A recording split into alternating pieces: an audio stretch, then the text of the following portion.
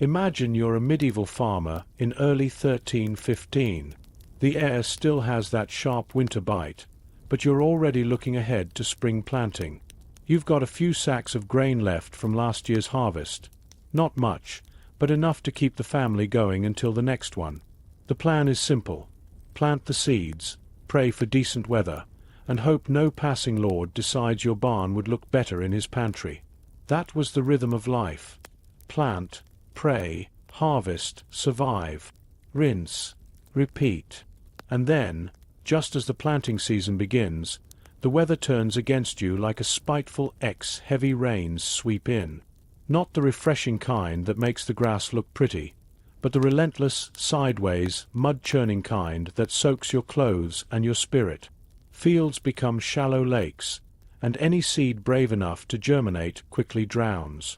This wasn't just a bad week or two. It kept going. The spring rains rolled into summer without a break, and the sun was basically a rumor. Grain rotted where it lay, hay couldn't be dried, and livestock stood around ankle-deep in muck, looking about as miserable as their owners. Medieval farming didn't have chemical fertilizers or drainage systems.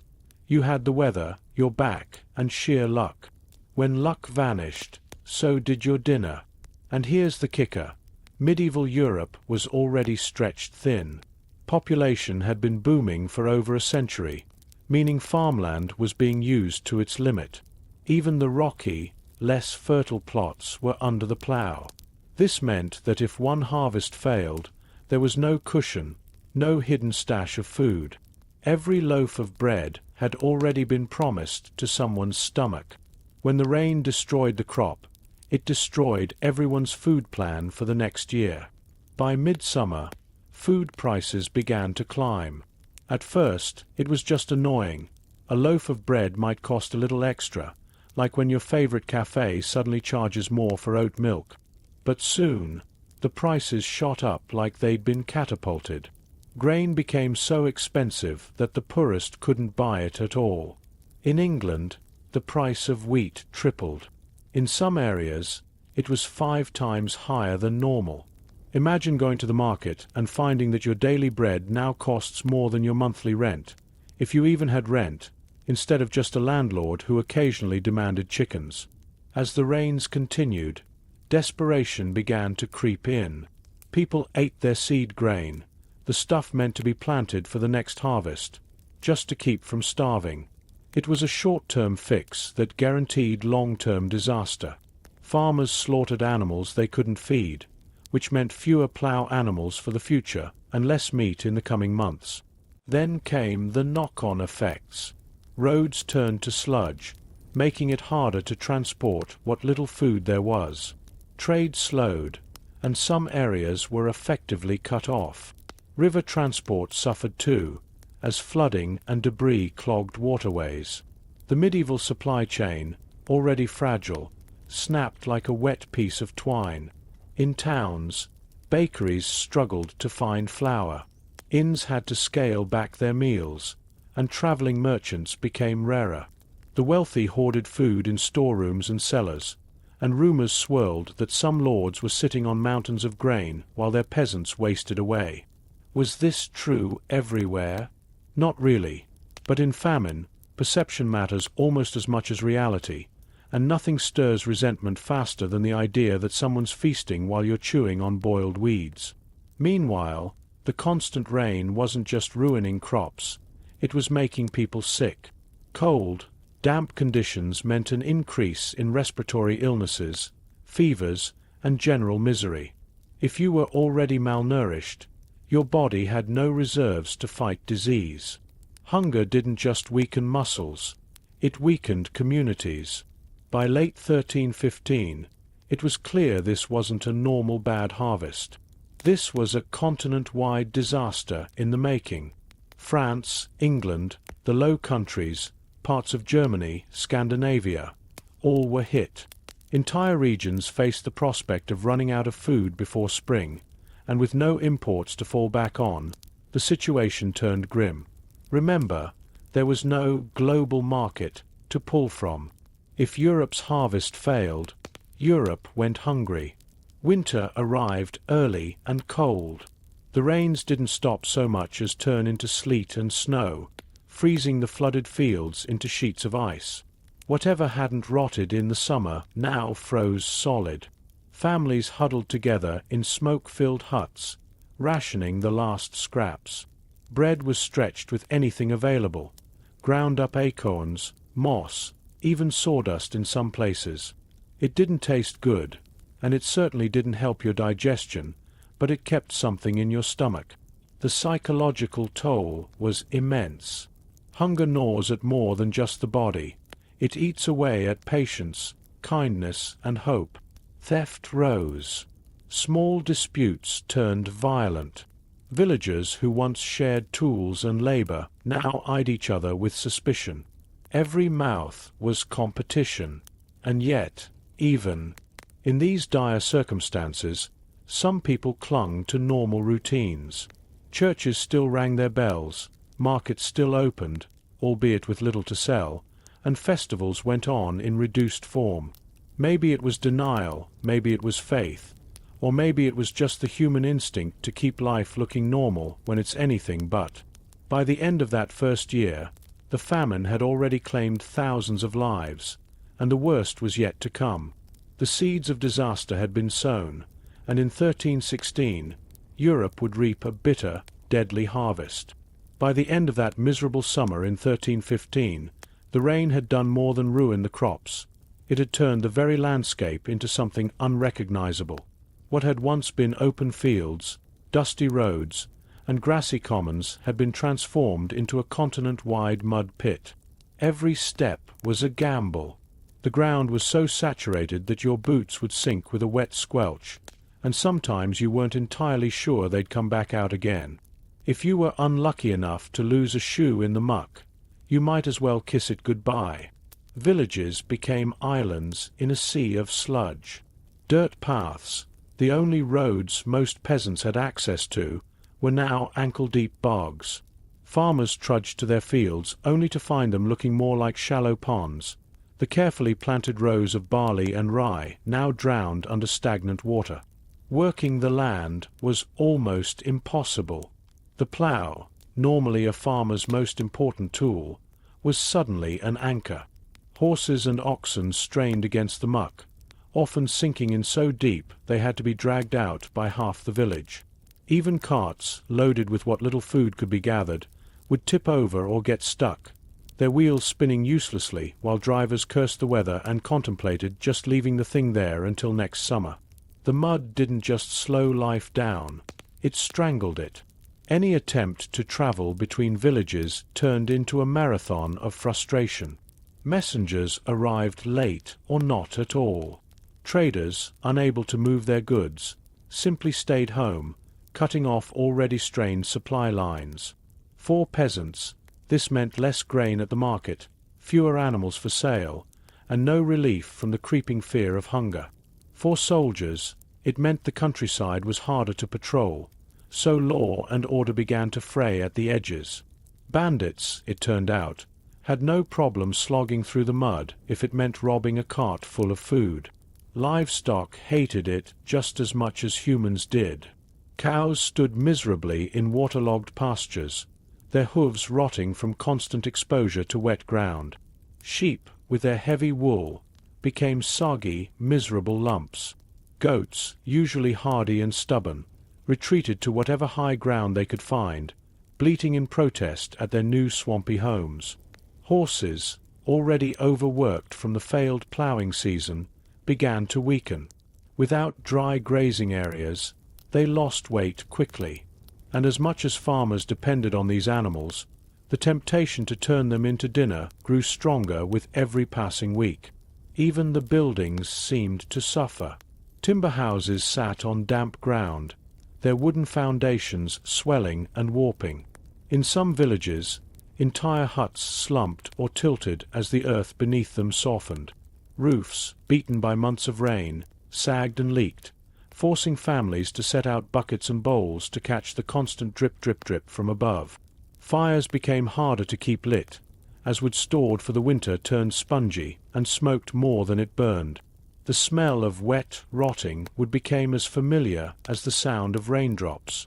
People began to adapt in small, desperate ways.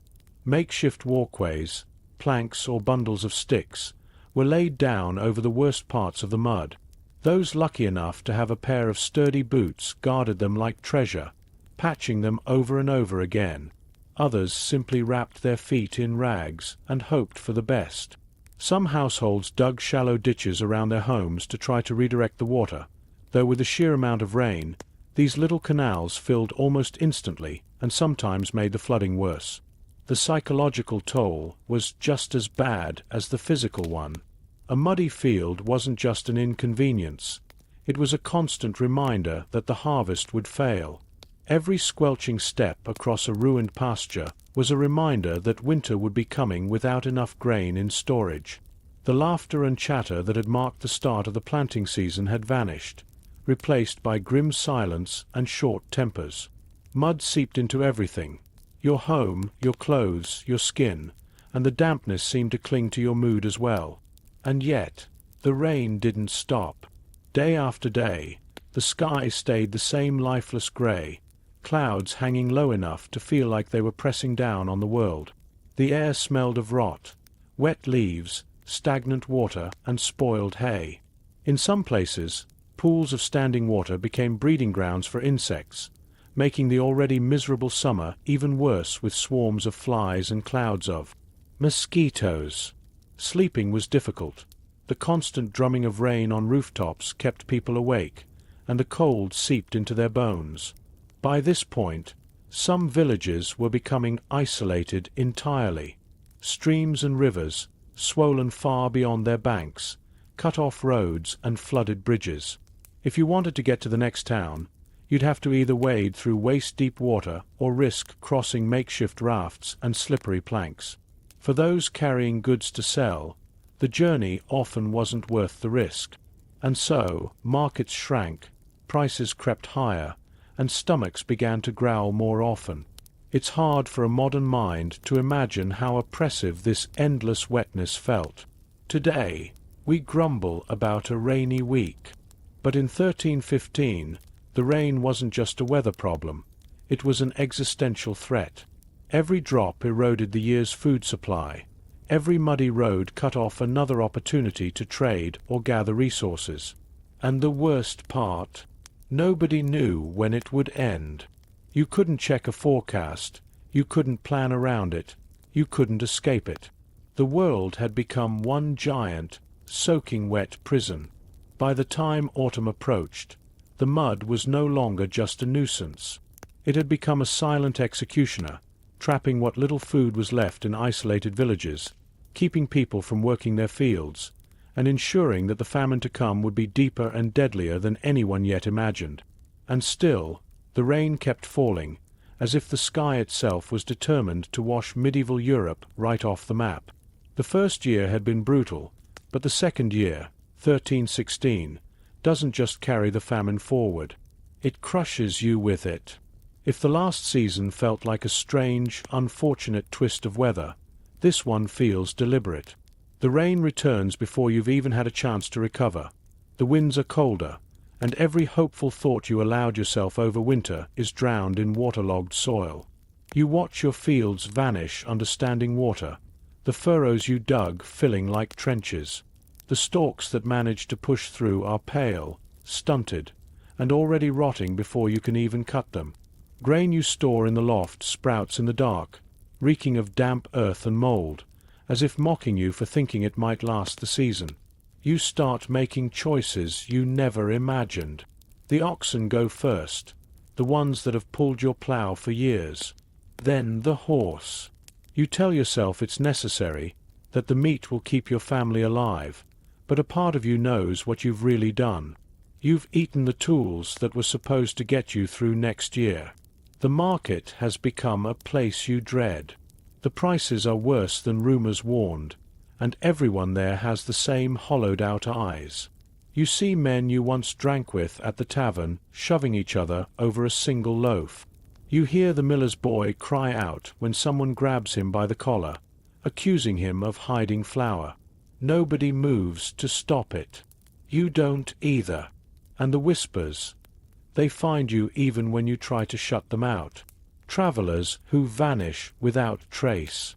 Bones in the woods picked clean in ways you can't explain. Neighbors who somehow never grow thinner. You tell yourself it's just fear twisting the truth. But at night, when your own stomach won't let you sleep, you wonder how far hunger can push someone before they stop being who they were.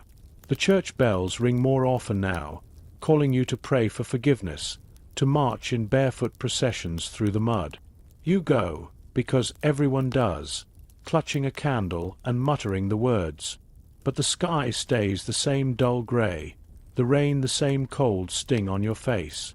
By the third procession, the prayers feel different in your mouth, like they're not meant for mercy anymore, but for endurance. Summer offers no rescue. You pull what little there is from the ground early, trying to save it before it rots. The cows are gone. Milk is a memory. The taste of fresh bread is something you can't recall without feeling pain. Families start leaving children at the doors of monasteries, hoping the brothers have deeper stores. You pass one of those gates one morning and see a small pair of shoes left behind in the mud. By the end of the year, hunger isn't a crisis anymore. It's simply the air you breathe. Your body moves slower. Your mind wanders more. You've learned to live with the constant ache and the silence of people you used to greet in the lanes. And in the back of your mind, there's one truth you don't dare speak aloud. If nothing changes soon, there won't be enough of you left for the famine to matter. The winter of 1316 into 1317 doesn't feel like a season. It feels like a siege. The cold presses against the walls of your home as if it's trying to get in, and inside, the air is no warmer. You huddle close to the hearth, but there's little wood left to burn. The last of the chopped logs went in early December, and now you're pulling apart old furniture, breaking chairs you once thought too fine to lose. You burn them without hesitation. Your body has grown smaller, but the cold makes it feel heavier. Each step across the floorboards is a slow drag. The hunger that gnawed at you last year is still there, but it's quieter now. Not because it's gone, but because your strength to notice it is fading. Your thoughts drift more often, sometimes forgetting what you were about to say, sometimes forgetting the point of speaking at all. Outside, the land is a wasteland of ice and black mud. The paths are littered with the frozen shapes of what used to be animals, and sometimes what used to be people. The ones who still move about keep their faces hidden in hoods, as if they've grown ashamed to be seen alive. The market has collapsed into barter. A few wilted onions for a strip of ragged cloth. A spoonful of peas for a piece of fat-soaked bread. Even the beggars have stopped calling out. They just watch you with sunken eyes as you pass. The church offers alms when it can, but even the priests look worn thin. They preach that this is God's trial, that patience and humility will see you through, but their own hands tremble as they raise the chalice. You've started noticing the subtle ways they avoid certain questions. Why the grain from the tithe barns never seems to appear. Why the bishop's hall is still warm when the rest of the town is not. You don't speak these thoughts aloud. It isn't safe. Then comes the sickness. Not the plague you've heard about in far-off rumors, but something quieter. Fever, coughing, skin gone pale as ash. The weak go first, and the weak are now almost everyone. Funerals become routine, and the ground in the churchyard is so hard that graves are shallow, covered quickly before the frost can claim the diggers. The smell lingers in the air, no matter how much incense the priests burn. When the thaw finally comes, it doesn't bring relief. It brings rot. The snowmelt floods the lanes, carrying the stench of months-old decay. The fields are too wet to plant, and your hands shake when you try to hold a hoe. You notice the younger ones, the children who survived, no longer run or play. They move like small, careful shadows, eyes too old for their faces. The famine hasn't just taken food from you. It's taken the seasons. It's taken the memory of what life felt like before. Days and nights have blended into one long endurance. And now, even as you hear the first spring birds calling, you don't trust them. You know how quickly hope can rot in the rain. By the spring of 1317, hunger is no longer just a shadow that follows you. It's a companion that walks beside everyone, whispering its own rules. The old order, the one you were born into, is beginning to rot faster than the grain in last year's flooded barns. You see it in the way people look at each other. No one makes eye contact for long anymore. A man who was once your neighbor, the one who lent you a spade years ago, now keeps his hand on the hilt of his knife whenever you speak to him. Not because of anything you've done, but because the world has taught him that trust is a luxury, and luxuries can get you killed. In the market square, disputes that would once be settled by the reeve are now decided by whoever has more muscle at their back. The town watch still makes a show of patrolling, but you've noticed they spend more time guarding storehouses than streets. Some of them have started wearing bits of jewelry and furs they couldn't have possibly bought. No one asks how. The church bells ring less often. Sometimes they toll for a funeral. Sometimes they don't toll at all. The priests speak in quieter voices now, avoiding sermons about charity or duty. They focus on obedience. The bishop's hall glows with candlelight at night, but no one dares walk too close. You hear whispers about feasts being held behind those doors, the kind where the meat is too fresh to have come from any pasture in these parts. You try not to think about it. Outside the towns, the roads have grown dangerous. Bandits were always a problem, but now the lines between bandit and farmer blur. A man with a family to feed can justify almost anything when the choice is between theft and watching his children starve. Travelers are stripped of goods before they even reach the next village. Some don't make it that far at all. Rumors spread faster than the truth. Stories of people digging up graves for meat, of children being sold for bread, of entire hamlets vanishing overnight. You tell yourself these are only tales, but when a group of gaunt strangers passes through town, pulling a cart covered in canvas, you notice the way everyone turns their backs until the sound of their wheels fades into the distance. You've started to think differently about morality. The lines that were once so sharp, right and wrong, yours and mine, have blurred like ink in the rain. A loaf of bread in your hand now feels like both salvation and a weapon. When a starving child reaches for it, your first thought isn't to give, but to hide it. You hate yourself for this, but you also know you'll need that bread tomorrow. And tomorrow is all anyone thinks about now. Not next year, not next season, just tomorrow. Because tomorrow is the only thing you might still have some power over. By midsummer of 1317, you stop wondering when things will get back to normal. Normal is gone. It's not coming back. The world before the rains, before the rot, before the bellies shrank and the eyes sank into skulls, that world feels like something you dreamed. And dreams don't feed you. You've noticed something strange. Hunger changes what people see. Bread used to be bread. Now bread is treasure, power, temptation, and sin all baked into a single crust.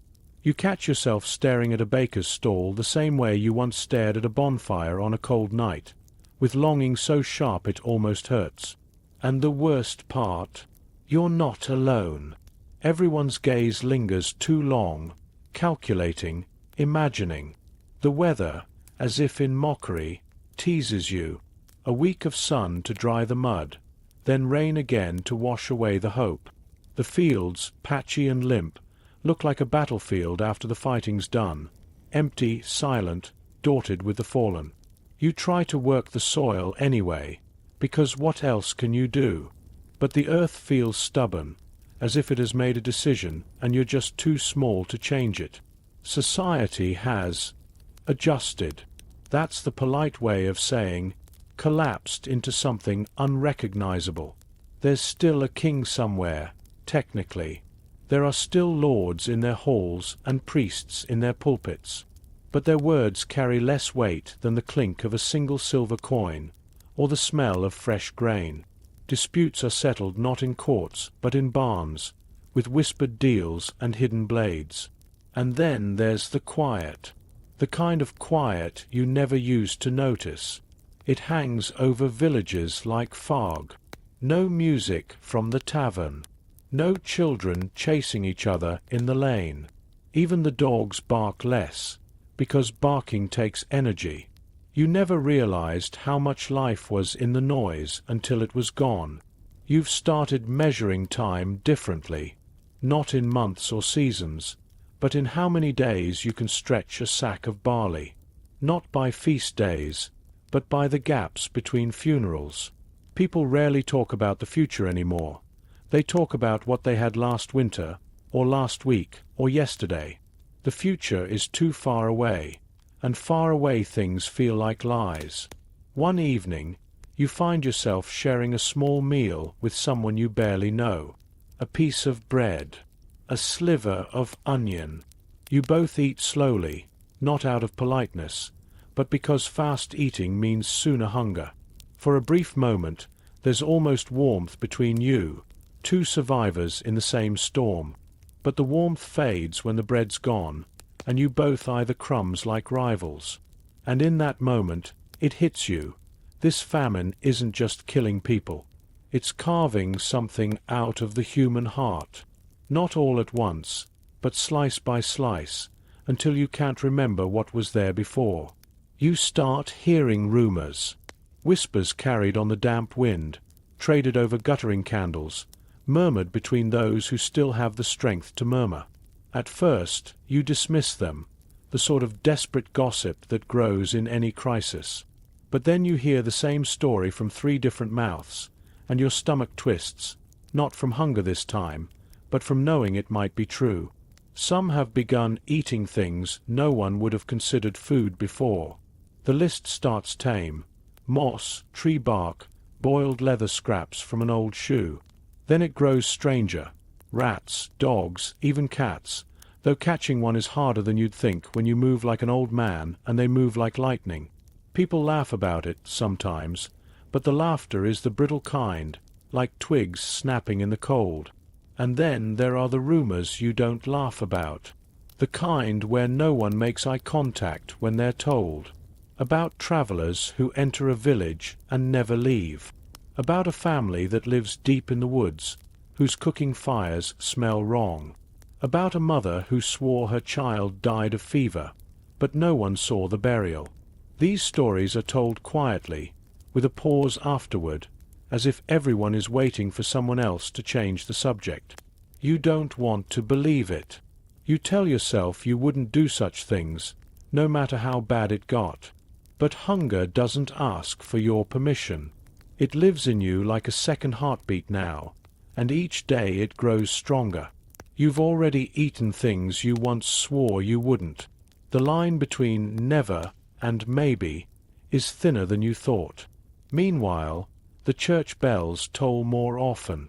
The priests keep speaking of patience, of endurance, of the rewards in the next life. But even they are thinner now, their robes hanging loose, their sermons shorter. Some vanish entirely, called to other duties, though the truth is they've gone to where they think there's food. Holiness has its limits. Trade has become dangerous. People travel in pairs or not at all, because the road is no longer just the road. It's an open gamble. You might find a market with bread, or you might find a ditch where someone else found you first. Strangers are not greeted. They are assessed, the way you'd assess a deer in the forest. How much of them is meat? How much is bone? You catch yourself thinking that once, and you're not sure if you hate yourself or if you're simply afraid. The famine has entered its ugliest season. Not winter, but that part of human nature that only shows itself when the world strips away everything else. And though you try not to think about it, a question has lodged itself in your mind like a splinter. If it comes down to it, will you still be you? Or will you be what the famine makes of you? You hear it one morning, long before you see it. A cart rolling along the frozen mud, the creak of its wooden wheels almost like music. Word spreads faster than the sound. Grain has arrived. Not much, but enough to stir the air with the electric scent of hope, which, you're realizing, can be just as intoxicating as bread itself. People emerge from their hovels like shadows peeling away from the walls. You join the shuffle toward the center of the village. The sight is almost festive. Almost, except the festival looks more like a pack of wolves circling a carcass. The cart sits there, the sackcloth bulging with promise, guarded by two men holding staves. You don't recognize them. That's not a good sign. They have the look of men who've been eating more than you, which means they have the look of men who can take a beating and still walk away. The talk is that the grain is from a nearby monastery. Charity, they're calling it. But charity always comes with conditions. This time it's coin, actual silver, or something worth the same. A ridiculous request, given that the famine has made most coins useless except for prying open doors. But they stand firm. If you can't pay, you can't eat. The logic of the well-fed. The crowd begins to mutter. Some plead, some curse, some just stare with the flat expression of someone weighing their odds of rushing the cart. You can feel the tension building, thick as the cold in your lungs. Then someone throws the first punch, or maybe they slip. It's hard to tell. Either way, the air breaks like a snapping rope. What follows is not a fight so much as a storm. Bodies slam against each other, arms flail, shouts turn to screams. You push forward, you're pushed back. Your ribs ache where someone's elbow found them. The guards swing their staves with a detached focus of men rowing a boat. Eventually, you're shoved clear of the chaos, doubled over and coughing in the dirt. By the time it's done, the grain is gone. Some of it stolen in handfuls, some taken by those with the strength to hold their place in the crush. You don't know if anyone died. You don't ask. But the hope you felt earlier has curdled into something meaner. As you limp home, you pass a man gnawing on a crust so hard it could break teeth. He's smiling, and that's when you realize something. The famine doesn't just kill the body. It kills the part of you that believes there's such a thing as fairness. You've stopped keeping track of the days. Not because you've lost your sense of time, though the endless grey sky makes morning feel a lot like evening, but because counting serves no purpose anymore. When you wake, it's cold and you're hungry. When you sleep, it's cold and you're hungry. The hours in between are just filler. You've noticed your thoughts changing in ways you wouldn't have admitted a year ago. Back then, you might have prayed for rain, for sun, for a good harvest. Now your prayers, if you bother at all, are less noble. You pray that the neighbor's goat dies in the night, so maybe they'll share the meat. You pray the family in the next hamlet freezes before you do, so you might have a chance at whatever food they've left behind. You don't like these thoughts, but the famine doesn't care what you like. Travelers, gaunt and ragged, still wander through from time to time, each carrying a story more hopeless than the last. A woman tells of villages where parents send their children away, not out of kindness, but because fewer mouths make surviving easier. A man swears he saw people digging up graves, not for treasure, but for something else entirely. You want to believe he's lying. You want to believe a lot of things. The strangest part is how quickly people adjust to what should never be normal. Bread made from ground bark. Acceptable. Stew thickened with weeds and dead leaves. A blessing. Meat that smells a bit wrong. Don't ask questions. Just chew faster. Somewhere deep down, a part of you whispers that this is not how life is supposed to be. But that voice gets quieter every day. You start to realize the famine isn't just stripping away food. It's stripping away the rules. The polite ones, the moral ones, the ones that kept. Everyone pretending civilization was a real thing. Hunger doesn't just make people desperate, it makes them dangerous. One evening, as you pass through the village, you catch two men fighting over a sack so small it could fit under your arm. One wins, one loses, but both are bleeding by the time it's over. The sack bursts open in the mud, and what spills out is not grain, not meat, but a few shriveled carrots. Nobody laughs. That night, you lie awake listening to the wind clawing at the shutters, and you wonder if this is it. Not the famine's worst moment, but its new normal. And that's when it hits you. If the famine doesn't end soon, it won't just take lives. It will take whatever is left of who you used to be. It doesn't end with a trumpet blast or a miracle in the fields. No angel descends to hand you a basket of warm bread. It just changes. Slowly, like someone easing their foot off your neck, not out of kindness, but because they've grown tired of holding it there. At first, you don't even notice.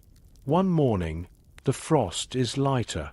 The rain, while still cold, doesn't hammer down with the same malice.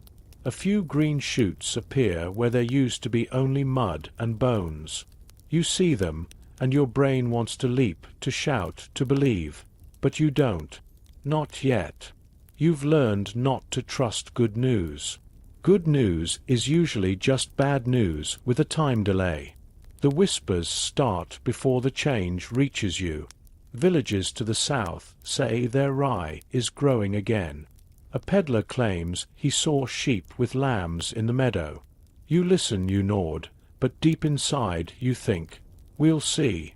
After 2 years of the famine, hope feels like a trick someone plays on you right before stealing your last turnip. Then it happens in your own fields. Not much at first. A patch of grain stubbornly standing against the wind, a potato the size of your thumb, a cabbage that looks like it might actually survive to adulthood. They're pitiful compared to what you remember, but compared to nothing, they're a feast. And yet, the famine has left its mark. Even as food trickles back into your world, you catch yourself saving every scrap, hiding bits of bread as if tomorrow the sky might darken again. You still glance over your shoulder when eating, half expecting someone to snatch the food from your hands. By the next year, the fields are green again, and you can almost pretend the last 2 years didn't happen. Almost. But when you see a child with bread in both hands, eating without fear, you realize something strange. You don't envy them. You pity them. Because they don't know how quickly the world can turn, or how easily the rules can vanish. The Great Famine is over. But you know better than to think it's truly gone.